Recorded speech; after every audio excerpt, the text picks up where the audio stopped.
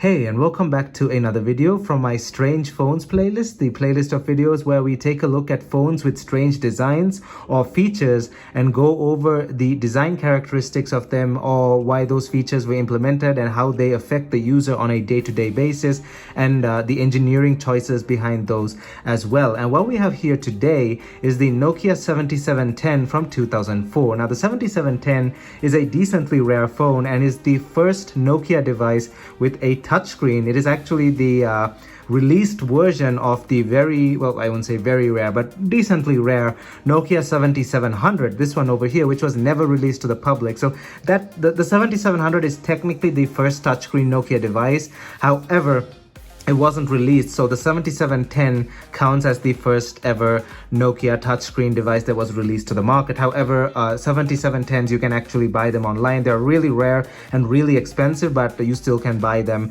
in prototype stages. And in this video, we'll be taking a look at the 7710, and as you can see, it is a very strange looking phone, and we'll be going over all the details regarding this design and so on. So now let's jump into looking at the strange design of the Nokia 7710 here in 2022.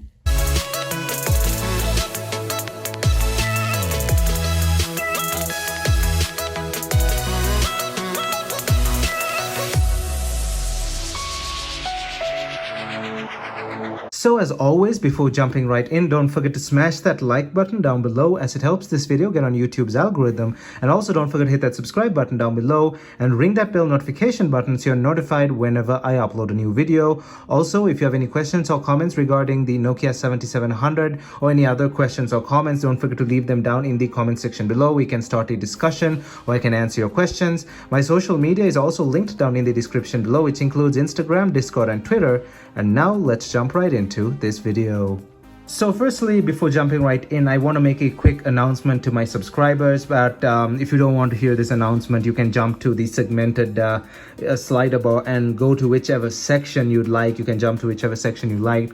The slider bar is segmented, and I'm going to start off with history after the announcement. So if you don't want to see the history on this device as well, you can jump straight to the design analysis on this.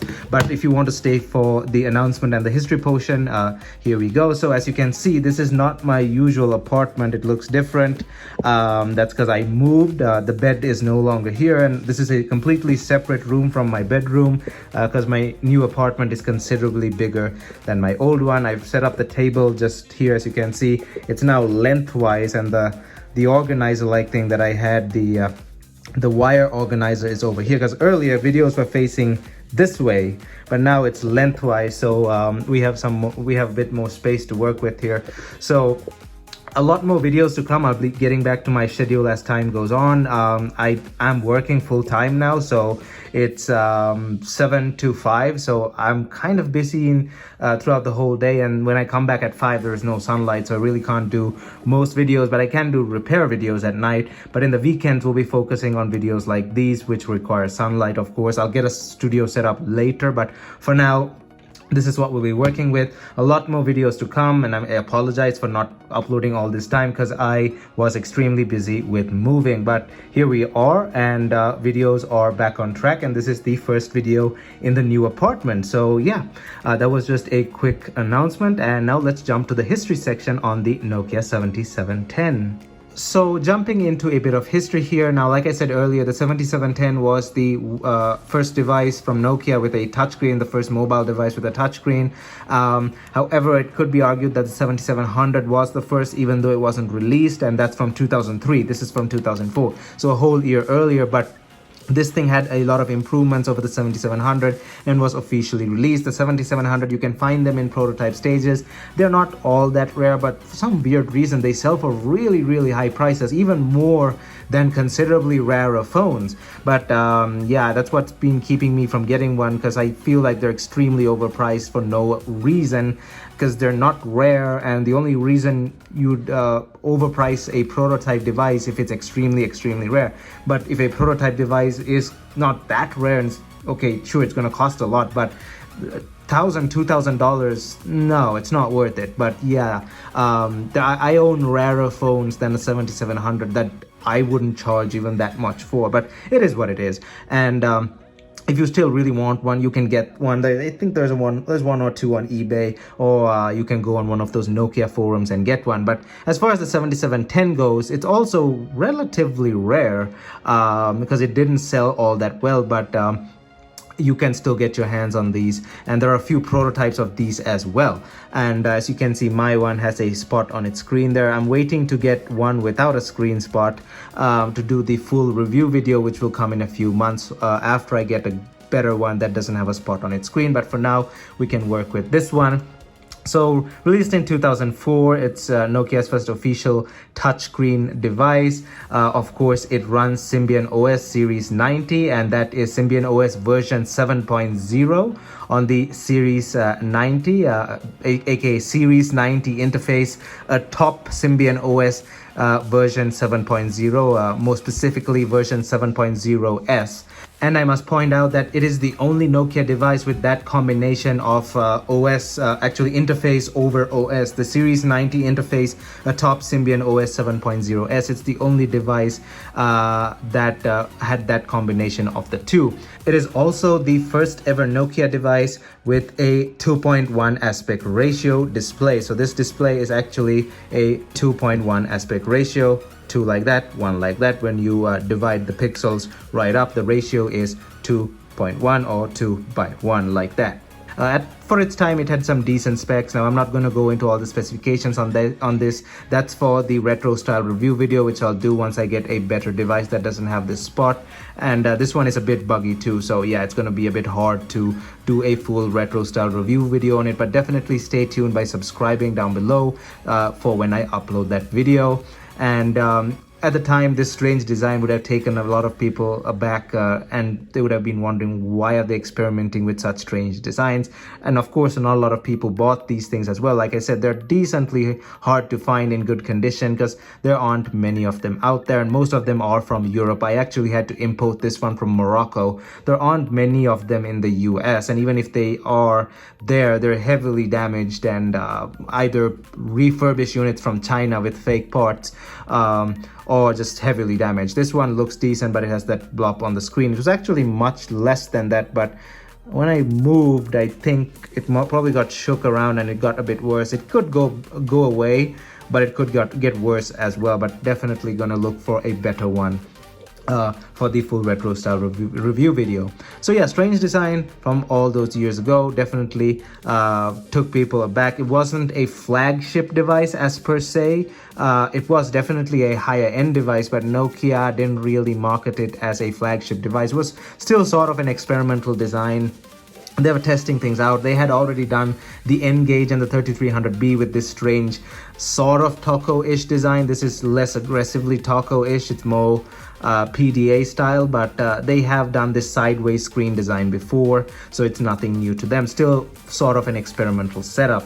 But yeah, it's probably sold decently well, nothing too great, mainly in Europe only. The US probably got a few of them, but not much. I think I've seen a few in Asia as well, but mostly these were in Europe. So yeah, just a quick history rundown on the Nokia 7710. Nothing major to point there apart from the few firsts that this thing has. The first combination and the only combination for Series 90 atop Symbian OS 7.0S, and technically the first touchscreen Nokia device. Plus, of course, the ratio thing that I mentioned, it's the first Nokia device with a 2:1 aspect ratio like that, 2:1 aspect ratio.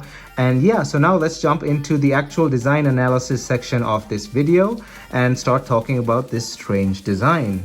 So why do you think the Nokia engineers chose this aspect ratio at the time? Now, there were a few PDAs and stuff that were in this orientation, the vertical or portrait orientation, that actually used full touch screens at the time. So this wasn't a first in terms of this form factor, but Nokia chose it to do the phone technically sideways like that because it's easier to hold in your hand like that for such a large phone. Well, this was technically large at the time, and you have that sort of tablet style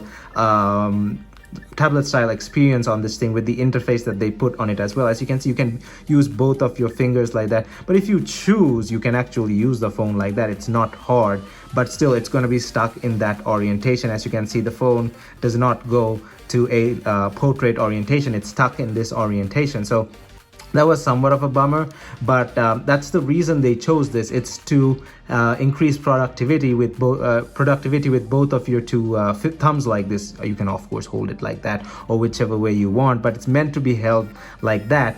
And it's basically for typing and general productivity. And this thing came loaded with stuff like PDF viewers, document viewers. As you can see, sheets. We have sheets over here. We have presentations. This thing was sort of a business device. It wasn't essentially marketed as one, but sort of has that vibe to it. Definitely has businessy applications already pre-installed. Let me show you visual. Wait, let me go a bit down. Sheets, documents, presentations, real player, to-do lists, file manager, cell broadcast, converter, and there are probably other things you could actually load onto this thing to increase its functionality even further. So this thing was meant to be used like that. So that's why they chose this strange form factor. It's to use your thumbs basically on this thing and get to work. It's much easier than doing that, or the way Nokia perceived it at the time. But some people would actually choose to use it like that. It's more preferable. And of course, this design comes with its downsides as well. You can't really quickly snap a photo like that because you'll be covering the camera most likely with your hand when you're holding the phone like that. So to take a photo, you have to do this. You have to actually hold the phone like that, then go to camera, select that, and there's a stylus also, but this phone is missing its stylus. And then you can load up the camera like that. There you go.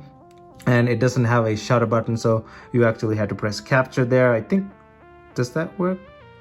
No, pressing the button doesn't work. You have to press capture. There you go. So you press capture and you can hit save.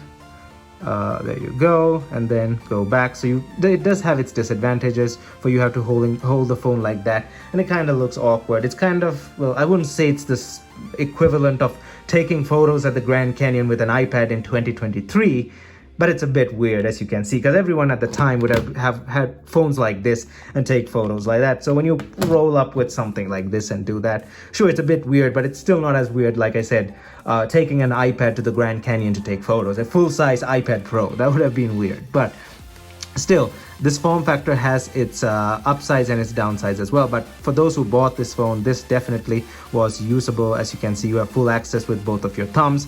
And what I'm trying to say here is, if you haven't caught on, this is a thumb device. This phone is fully designed for your thumb. That's why they chose this odd form factor. And of course, it's great for watching videos and stuff like that as well. It does stand on itself, as you can see there. So you can keep that on a table like that, do your presentations, plug that in through the pop port, the Nokia pop port. I think there are a few docks for this thing as well. So you can go ahead, keep that down, do your presentations.